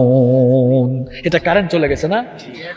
আচ্ছা, জেনারেটর আছে, চলে আসবে ইনশাআল্লাহ। কি করবেন আজকে এত মুসিবত? হ্যাঁ হ্যাঁ, রস ভাই কিও ও রস রস ও ম্যাগোস দেখে কথা কয়। বুঝতে পেরেছি, নিয়ামাতুম মিনাল্লাহ, অসুবিধা নাই। হাদিহি নিয়ামাতুম মিনাল্লাহ, নিয়ামাতুম মিনাল্লাহ। বসেন, এটা একবার আল্লাহর নিয়ামত। আপনারাও খুব ভালো মানুষ, আপনাদের মধ্যেও রস আছে ভালো, আলহামদুলিল্লাহ পড়েন। আপনাদের এই অবস্থা দেখে মনে হচ্ছে আজকে পরিবেশ ভালো হইলে আরো ভালো হইতো ইনশাল্লাহ। আর কুমিল্লার মানুষকে আমি চিনি, আমি তো কুমিল্লায় বহুবার এসেছি। এই কুমিল্লার মানুষ আমাকে ভালোবাসে। এই কুমিল্লায় আবার একটা দুর্ঘটনাও ঘটছে, জানেন না আপনারা? লাকসামে ঘটছে না? এটা বেশি দূরে নয়। এই ভাই হয়তো নতুন আওয়ামী লীগ করে। আমার এক চাচা, তিনি আওয়ামী লীগ করতেন, ভদ্র মানুষ, 5 ওয়াক্তের নামাজি ছিলেন। পুরান আওয়ামী লীগেররা ভালো মানুষ, নতুন আওয়ামী লীগের যারা হয় এরা একটু খারাপই হয়। এটা আমি মাহফিলের স্টেজেই বলে ফেলি, পুরান আওয়ামী লীগের লোকেরা এত খারাপ না। কারণ এদেশের আওয়ামী লীগ যারা করেন তারা কি মুসলমান না? সবাই তো মুসলমান। আমরা দলাদলি করি ঠিক আছে, কিন্তু আমরা নামাজে কি দলাদলি করি? নামাজে তো আমরা সবাই যাই, আমরা নামাজ পড়ি, হজে আমরা সবাই যাই, ভাই ভাই। মাহফিলও শুধু কি বিএনপির মানুষ, জামাতের মানুষ আর চরমুনের মানুষ মাহফিল করে? না না না, সব দলের মানুষই মাহফিলে থাকেন না? আমার মনে হয় আজকেও এখানে সব দলের মানুষ আছেন। এগুলো নিয়ে আমাদের মধ্যে কোনো দলাদলি নাই। এখানে আমরা এসেছি কোরআন হাদিসের বয়ান শুনতে। এই যে এতক্ষণ ধরে আপনারা ওয়াজ শুনতেছেন, আমি কি কোনো দলের দালালি করলাম? না কোনো দলের বা কোনো নেতার কথা বললাম?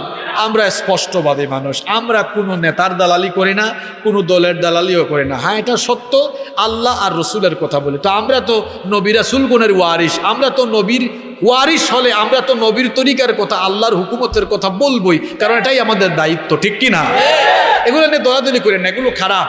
ওই যে বললাম নতুন আওয়ামী লীগের, এটা কেন বললাম জানেন?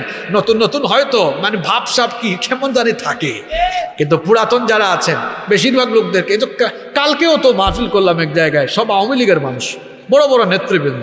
এই যে আমরা দক্ষিণবঙ্গে মাহফিল করলাম, সেখানে ছাত্রলীগের মাহফিল করলাম, যুবলীগের মাহফিল করলাম, আওয়ামী লীগের মাহফিল করলাম, কাউকে আমি এতটা উগ্র দেখিনি। আপনাদের এই কুমিল্লার লাকসামের এক চেয়ারম্যানকে যতটা উগ্র আমি দেখেছি। এই জন্য তার ইতিহাস ভালো করে খোঁতায় দেখা দরকার, যেটা আসলে খাঁটি আওয়ামী লীগ আর না স্বার্থের জন্য আওয়ামী লীগ করে দেখা দরকার।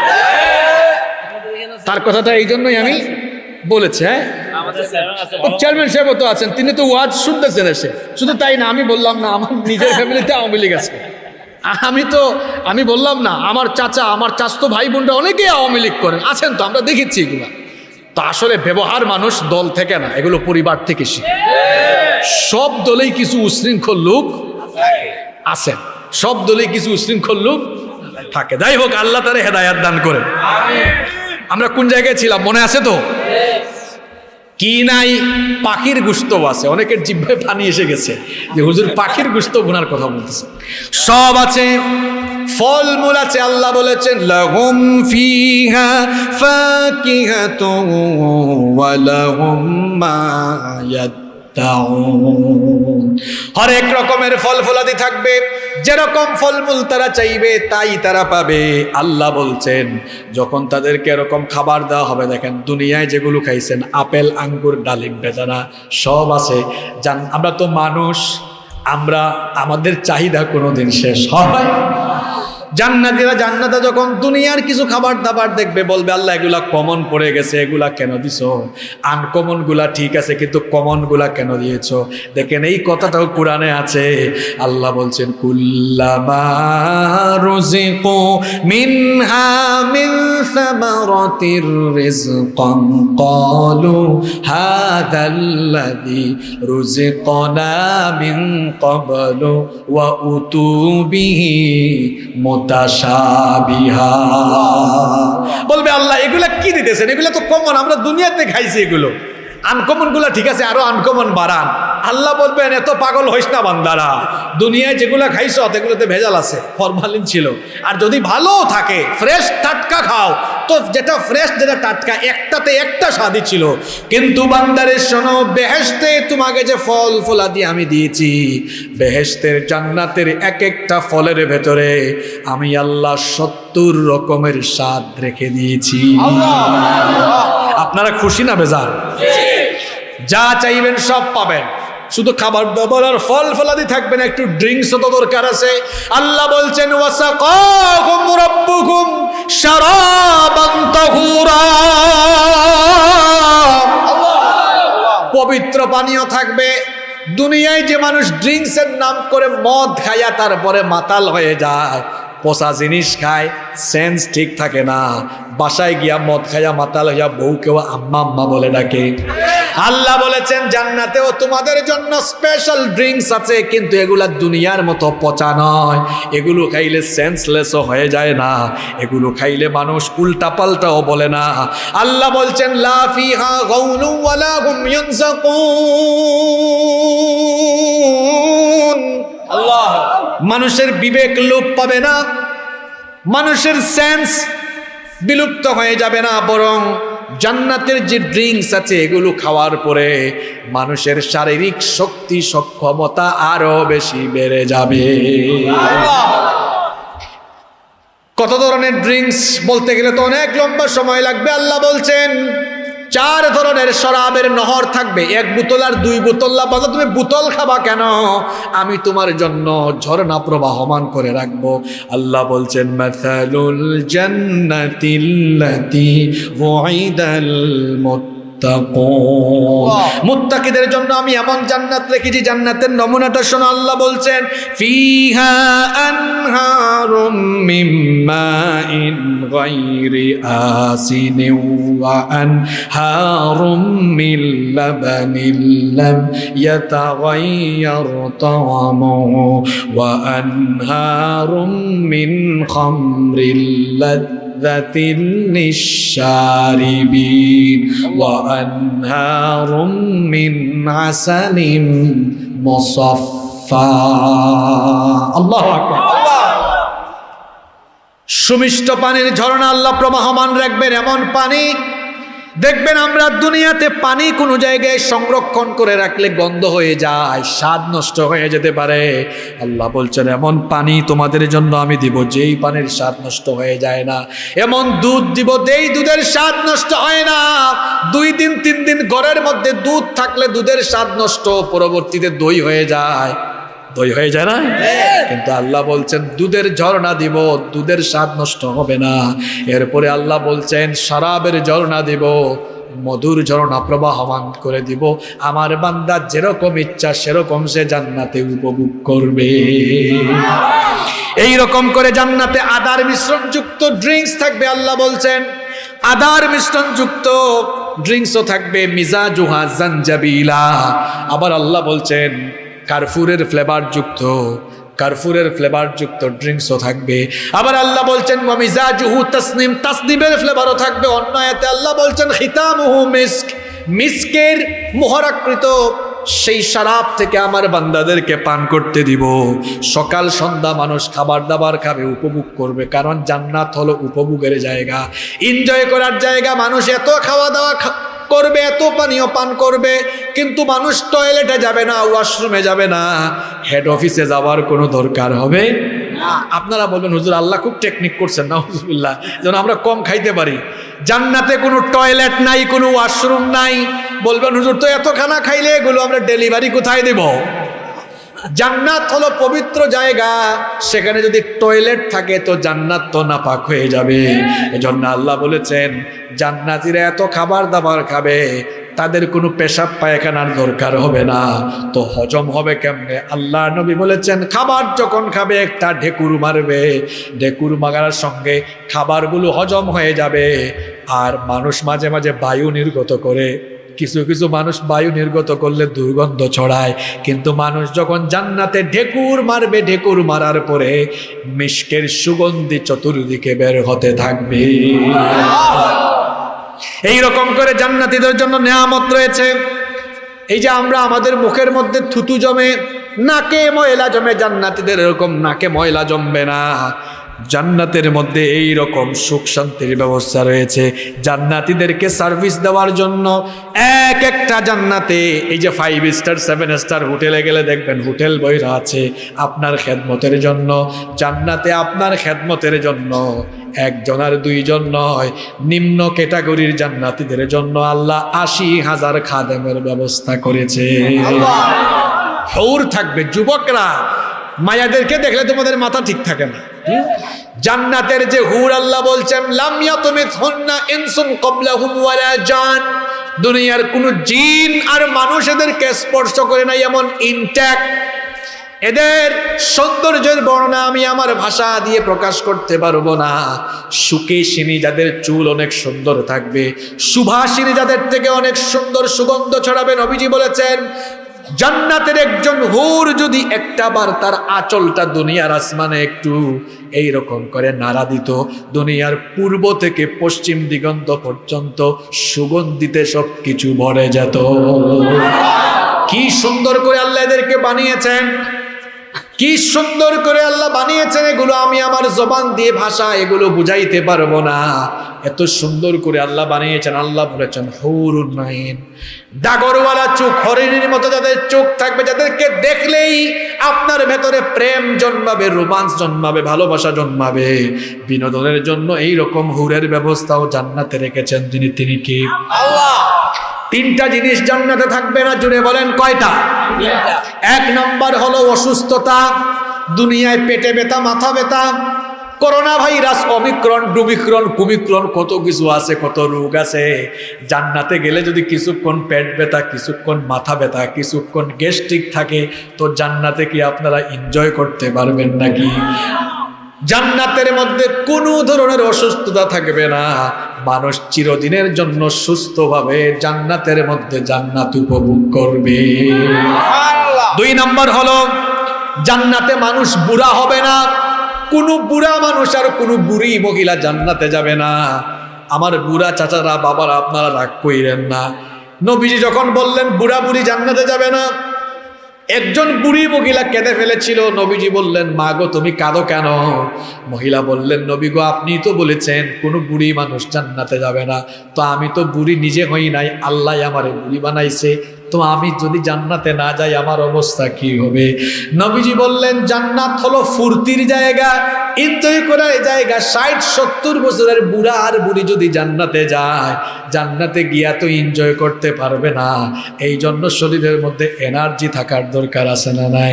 এই জন্য কিয়ামতের দিন যত মানুষ জান্নাতে যাবে, বুড়া আর বুড়ি হোক, সব মানুষকে আল্লাহ এক এইজের করে দিবেন। সকল মানুষকে আল্লাহ 30 বছরের ভরা যৌবন দিয়ে আল্লাহ জান্নাতে ঢুকাবে। 3টা জিনিস জান্নাতে থাকবে না, অসুস্থতা। 2 নম্বর বার্ধক্য থাকবে না, চিরযৌবন মানুষ লাভ করবে। 3 নম্বর হলো জান্নাতের মধ্যে মানুষের মরণ হবে না। মরণ মানুষের হবে মাত্র একবার। কয়বার? এই দুনিয়া, এই জীবনের শুরু আছে, শেষও আছে, কিন্তু দুনিয়ার জীবনের পরের জীবনের শুরু আছে, কিন্তু কোনো শেষ নাই। আল্লাহ বলেছেন লা ইয়াযুকুনা ফীহাল মাউতা ইল্লাল মাউতাতাল উলা। সেখানে দুনিয়ার মতো তোমাদের মরণ হবে না। জাহান্নামে গেলে সেখানেও শাস্তির পর শাস্তি, আর জান্নাতে গেলে সুখের পরে সুখ আর সুখ। সুবহানাল্লাহ। এই 3টা জিনিস জান্নাতের ভেতরে থাকবে না। জান্নাতে জান্নাতীদেরকে আল্লাহ সকল নিয়ামত দিয়ে বলবেন জান্নাতীরা জান্নাতের মধ্যে কেমন লাগতেছে? জান্নাতীরা বলবে আল্লাহ খুব ভালো লাগতেছে। আল্লাহ বলবেন তোমরা যে জান্নাতে এত নিয়ামত পাইছো, তোমরা খুশি হইছো না বেজার হইছো? কয় আল্লাহ এত খুশি হইছি যা ভাষায় বোঝানো সম্ভব। আল্লাহ বলবেন আমি তো আরো কিছু বাকি রেখে দিয়েছি, আরো তো অনেক কিছু দেওয়ার এখনো বাকি আছে। বান্দা অবাক, আল্লাহ আর কি চাই? হ্যাঁ, এত বিশাল জান্নাত দিয়েছেন আমাদেরকে, খাবার দাবার অভাবও নাই, কি চাইবো আমরা? অভাব নাই, হুরও আছে, খাদেমও আছে, বিনোদনের সব ব্যবস্থা। আল্লাহ আর কি? আল্লাহ বলবেন আছে আছে, আরেকটা জিনিস আছে। বান্দারা বুঝবে, জান্নাতীরা মনে মনে বুঝবে, কিন্তু সাহস করবে না। কেমনে আল্লাহকে বলবে? তখন নবীজি সর্বপ্রথম মুখ খুলবেন। বলেন সুবহানাল্লাহ। নবীজি মুখ খুলে বলবেন ওগো আল্লাহ, ওগো আমার রব, ওগো আল্লাহ, আমার উম্মতগুলো সাহস করে মুখ খুলতে পারতেছে না, তোমারে না দেখে তোমাকে ভয় করে বান্দাগুলো নামাজ পড়লো, তোমাকে ভয় করে না দেখা নামাজ পড়লো, রোজা রাখলো, হজ করলো, যাকাত দিল, নেক আমল করলো, দিনের পক্ষে কাজ করলো, তোমারে তো এত এখনো দেখলো না, তুমি বিগিন জান্নাতে, তো জান্নাতীদের ভালো লাগবে না। ওগো আল্লাহ, তুমি কি আজকে আমাদের সাথে এসে দেখা করবা না? আল্লাহ বলবেন, হাবিব কেন নয়, দেখা করার জন্যই তো জান্নাতীদেরকে এমন করে বলেছি, আগ্রহ তৈরি করার জন্য। কেন আমি দেখা করব না? সাহাবীরা নবীজিকে জিজ্ঞেস করেছিলেন, সাহাবীরা বলেছিলেন, ওগো আল্লাহর নবী, হাল নারা রাব্বুনা ইয়াউমাল কিয়ামা, কিয়ামতের দিন জান্নাতে কি আমরা সরাসরি আমাদের চক্ষু দিয়ে আল্লাহকে দেখব? নবীজি তখন প্রশ্ন করেছিলেন, হাল তুদারুনা ফি রুয়াতিল কমারি লাইলাতাল বদর, তোমরা কি পরিষ্কার পরিচ্ছন্ন আকাশে চাঁদ দেখতে পাও কিনা? সাহাবীরা বললেন, হ্যাঁ, পরিচ্ছন্ন আকাশে তো চাঁদ খুব সহজেই দেখা যায়। নবীজি বললেন, পরিচ্ছন্ন আকাশে চাঁদ যেমন দুই চোখ দিয়ে স্পষ্ট দেখা যায়, কিয়ামতের দিন তোমরা জান্নাতে যাওয়ার পরে দু চক্ষু দিয়ে স্পষ্ট তোমরা তোমাদের রবকে দেখতে পারবা। আল্লাহ বলছেন, ওয়াজা রাব্বুকা ওয়াল মালাকু সাফফান সাফফা, তোমাদের রব সামনে আসবেন, ফেরেশতারা সারিবদ্ধ হয়ে দাঁড়াবেন, আল্লাহ তাআলার ৭০,০০০ নূরের পর্দা উন্মোচিত হয়ে যাবে। মানুষগুলারে বানাইছেন কে? কিছু মানুষের চেহারা দেখবেন এত সুন্দর, দেখলেই ভালো লাগে। এখন এই মানুষগুলারে আল্লাহ যদি এত সুন্দর করে বানান, যিনি বানাইছেন তিনি না জানি আরো কত সুন্দর। আল্লাহ, দুনিয়া সুন্দর, মানুষ সুন্দর, আসমান সুন্দর, জমিন সুন্দর, দুনিয়া সুন্দর, মানুষ সুন্দর, আসমান সুন্দর, জমিন সুন্দর, সুন্দরে সুন্দরে পাল্লা, জানি না কত সুন্দর তুমি আল্লাহ, জানি না কত সুন্দর তুমি আল্লাহ। আল্লাহু আকবার। আল্লাহ কত সুন্দর, এটা কি আমরা কল্পনাও করতে পারবো? আল্লাহ তুমি অপরূপ, না জানি কত সুন্দর, তোমায় আমি সপেছি প্রাণ, সপেছি এই অন্তর। আল্লাহ তুমি অপরূপ, তোমার আলো ছড়িয়ে পড়ে সুন্দরে পৃথিবীতে, চাঁদ সরোজ জেগে ওঠে তোমার ডাকে সাড়া দিতে। তুমি আছো বুকের গভীরে, গহীন ভেতর, আল্লাহ তুমি অপরূপ, না জানি কত সুন্দর, তোমায় আমি সপেছি প্রাণ, সপেছি এই অন্তর। আল্লাহু আকবার বলেন। সেই আল্লাহ যখন সামনে আসবেন, ওয়াজুহু ইয়াউমাইদিন নাযিরাতুন ইলা রাব্বিহা নাযিরা, আল্লাহ বলেছেন বান্দা অপলক নয়নে তাকিয়ে থাকবে, আল্লাহ বান্দার দিকে তাকাবেন, এভাবে যে কত মুহূর্ত চলে যাবে বান্দা টেরও পাবেন। আল্লাহু আকবার। আল্লাহ সেই পবিত্র অনুষ্ঠানে তুমি আমাদের মতো গুনাহগার পাপী তাবিদেরকেও শামিল করে দিও। আমিন। আল্লাহকে দেখা যাবে, জাহান্নামীদের উপরে শাস্তি আর জান্নাতীদের উপরে নেয়ামত। আর এই জান্নাতের নেয়ামত কাদের জন্য? জান্নাতীদের জন্য, আল্লাহ আর রাসূলের আনুগত্যকারীদের জন্য। আর জাহান্নাম কাদের জন্য? আল্লাহ এবং রাসূলের নাফরমানি করনেওয়ালা লোকদের জন্য। তাহলে এই জান্নাত যদি আমরা পেতে চাই, সারা জীবন গোলামি করবো কার? আল্লাহ। সারা জীবন সুন্নত মারবো যার, যিনি মুহাম্মাদুর রাসূলুল্লাহ সাল্লাল্লাহু আলাইহি ওয়াসাল্লাম। এই জান্নাতে যেতে হলে আজান হইলে নামাজ ছেড়ে বসা যাবে? কথা বলেন। জাহান্নামে যাবে কারা? বেনামাজিদের জন্য তো আলাদা একটা জাহান্নাম আছে, হুজুর, সাকার, তাই না? সাকার, এটা তো বেনামাজিদের জন্য আলাদা, এটা শুধু বেনামাজি। আর জান্নাতীদের জন্য আল্লাহ বলেছেন, সূরা মুমিনুনে আল্লাহ বলেছেন, কদ আফলাহাল মুমিনুন আল্লাযীনা হুম ফি সালাতিহিম successful indeed are the believers, those who humble themselves in their prayer. সফলকাম হবে তারা 5 ওয়াক্ত নামাজে বিনয়ী হয়ে, খুশুয়ের সাথে বিনয়াবত হয়ে নামাজ আদায় করে। আরো কিছু গুণ বর্ণনা করে আল্লাহ শেষেও বলছেন ওয়াল্লাযীনা হুম আলা সালাওয়াতিহিম ইউহাফিজুন, 5 ওয়াক্তের নামাজের হেফাজতকারী যারা, উলাইকা হুমুল ওয়ারিসুন আল্লাযীনা ইয়ারিসুনাল ফিরদাউসা হুম ফিহা খালিদুন। আল্লাহ বলছেন 5 ওয়াক্তের নামাজি যারা, জান্নাতুল ফিরদাউসের অধিবাসী হলো তারা। আজান হলে যাব কোথায়? রোজা, হজ, যাকাত। ভালো করে বুঝেন, লম্বা কথা বলা লাগে না তো, বুঝলে বুঝের এক কথাই ভালো। আমি শেষ করে দিচ্ছি, বুঝলে বুঝের এক কথাই, আর না বুঝলে হাজার কথা বললেও শোনেন। একটা উদাহরণ দেই, এর মধ্যেই নামাজের ভেতর চলে আসবে নামাজের মূল কথাটা চলে আসবে। রোজা, হজ, যাকাত সমস্ত ইবাদত ফরজ করা হয়েছে দুনিয়ায়, বিধান এসেছে দুনিয়ায়। নামাজ দুনিয়াতে নয়। নামাজ আল্লাহ তাআলা নবীজিকে মেরাজের রাতে উপরে নিয়ে দিয়েছেন। তাহলে বোঝা গেল নামাজ হলো ইসলামের সকল ইবাদতের উপরে স্থান। এজন্য আরবিতে একটা প্রবাদ আছে না, আস-সালাতু হিয়া রাসুল ইবাদাহ, নামাজ হচ্ছে ইবাদতের মাথা। কারণ নামাজ ফরজ হয়েছে কোথায়? কন্যা কোথায়? উপরে। কোথায়? আমাদের 3.5 হাত বডির উপরের অংশ কোনটা? কল্লা, মাথা। একজন কল্লা কইছে, ঠিক আছে, অসুবিধা নাই। কি?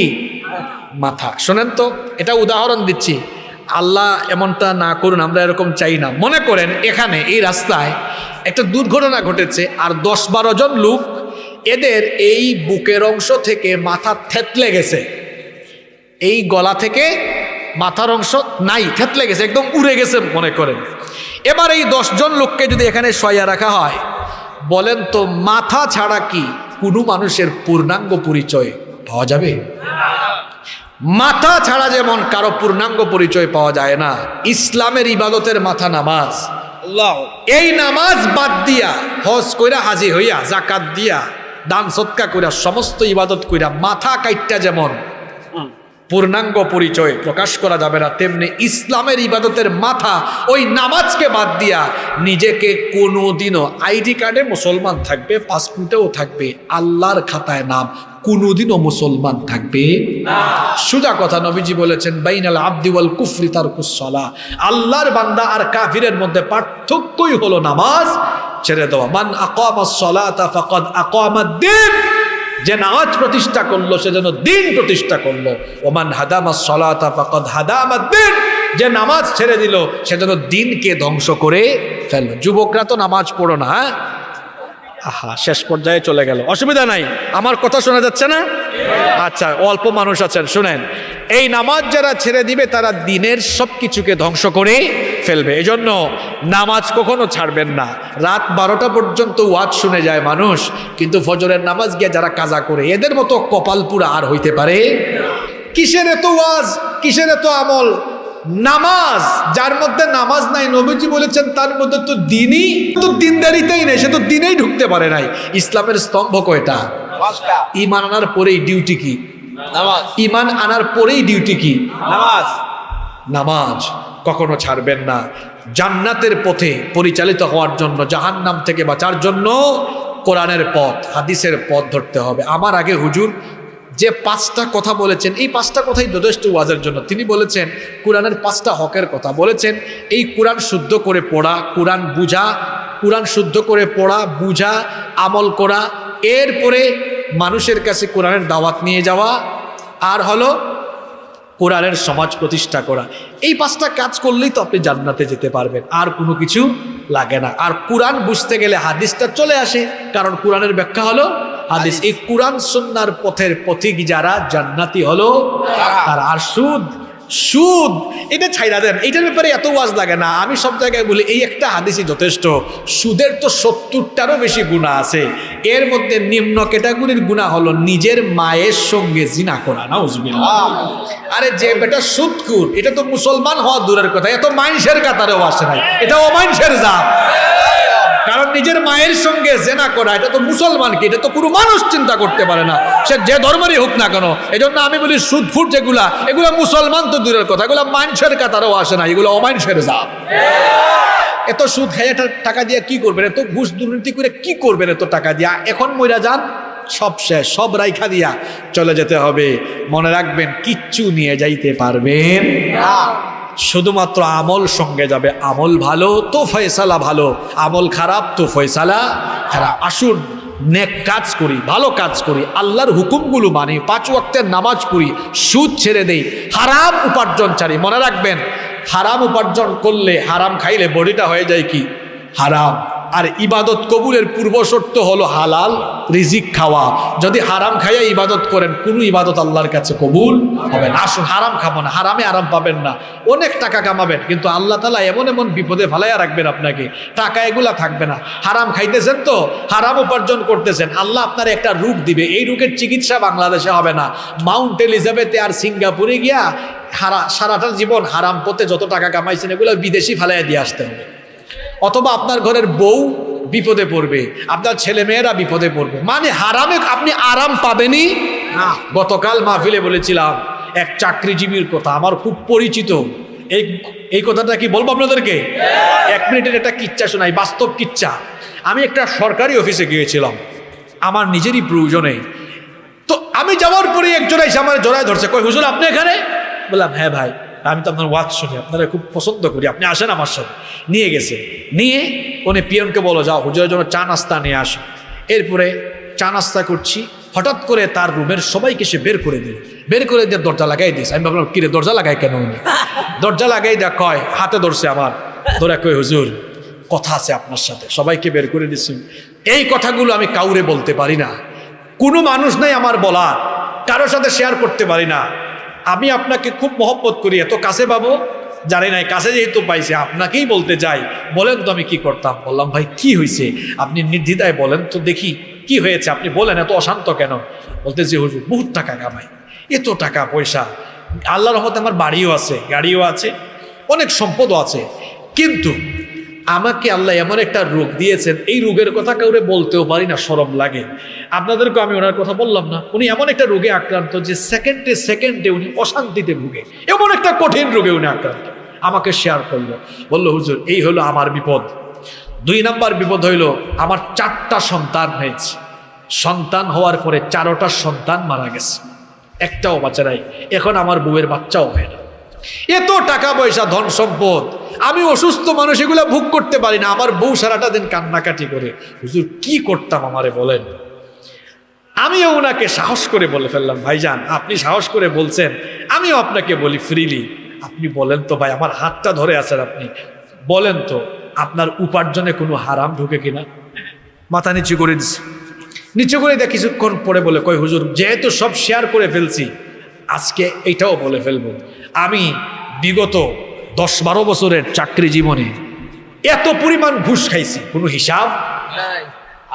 আমি বললাম ভাই আমি আপনাকে ভালোবাসি, ভালোবাসার জায়গা থেকে বলছি, শোনেন কোনো অপরাধী মানুষকে ঘৃণা করে দূরে সরাই দিলে আপনি তারে ভালো বানাইতে পারবেন? এটা কি ইসলাম শেখায়? এটা ইসলাম শেখায় না। আপনি একজন অপরাধীকে ভালোবাসুন, একজন লোক সিগারেট খায়, হ্যাঁ তুমি সিগারেট খাওয়া যাও, আসিও না, এভাবে ছাড়াইতে পারবেন না তো।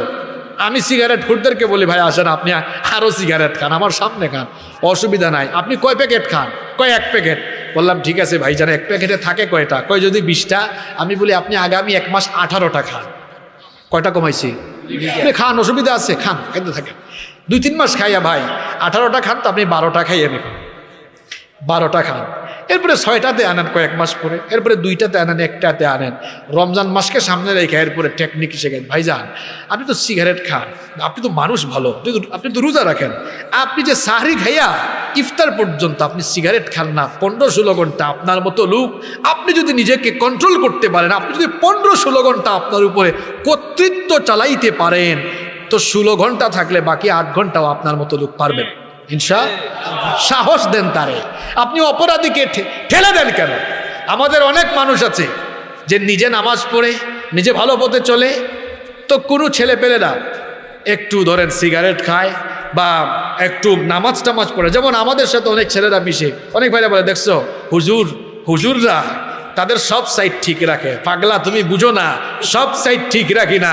এরকম বহু মাদকাসক্ত ছেলেকে আমরা আদর করে ভালোবেসে ভালো বানিয়ে দিয়েছি, বহু বেয়াদব ছেলেকে আদব বলা বানিয়ে দিয়েছি আলহামদুলিল্লাহ। বহু বেনামাজিকে 5 ওয়াক্ত নামাজ পড়ে না, আসেন আপনি এক ওয়াক্ত আসেন, এক ওয়াক্তই পড়েন, অসুবিধা নেই। কাপড় ঠিক, আরে আসেন কাপড় ঠিক কে, আসেন আপনি পড়েন, 1-2 দিন নামাজ পড়ে এরপরে বলেন কাপড়টা ঠিক করে আসেন। ধীরে ধীরে আনেন, ধীরে ধীরে আনেন। 5 ওয়াক্ত থেকে একবার 4 ওয়াক্ত ফজরের নামাজে আসবে না, চেষ্টা চালায়া যান, দেখবেন ওই ফজরটাও ঠিক হয়ে যাবে ইনশাআল্লাহ। ভালোবাসা দিয়ে যা করা যায়, ঘৃণা দিয়ে তা করা যায়। তা আমি বললাম ভাইজান আপনি আজকে থেকে তওবা করে ফেলেন, আল্লাহ কত মহান আপনি জানেন।